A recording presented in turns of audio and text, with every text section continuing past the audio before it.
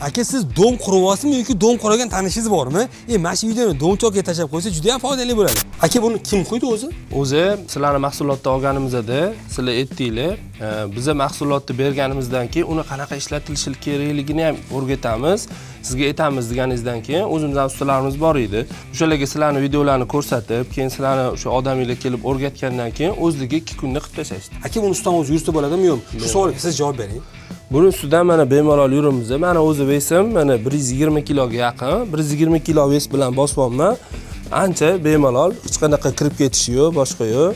Sifatga javob beradigan narsa bo'lgan. Aka quyganingizdan keyin ustidan bemalol harakat qilinasiz, xavotir olmang. Quyishni ham 30 mingdan bolalar quyapti, mahsulot 35 mingdan. Agar 5 sm qilsiz, sal qaliroqsiz, yana qimmatroq bo'ladi. Ya'ni narxi ham juda ham arzon. Loyiha o'zi bilasizmi aka, mahsulotini o'zi emas, faqatgina usta haqqini o'zi 60 ming, 65 mingga sizga qilib berishadi. Nima uchun bilasizmi? Chunki haqiqatan mashaqqati og'ir. Gap mashaqqatda yoki mehnatda emas aka, gap shundaki uni effektivnisida. Ya'ni siz loyiha 20-25 qilib qo'yib, effekt olmagandan ko'ra 5 sm yoki 7 sm polistirol lombasi qo'yib, shunaqa zo'r effektivnis olsangiz bo'ladi.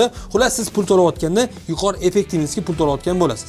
Eng asosiysi aka, sizni issiq sovuq o'rayotganlar yomon gomonda bo'lmaysiz. Videoni qurilish qilayotgan, dom quradigan domchi do'stlarga tashlab qo'ysiz, juda ham ular uchun manfaatli bo'ladi. Bizdan kuzatishda davom eting. Assalomu alaykum.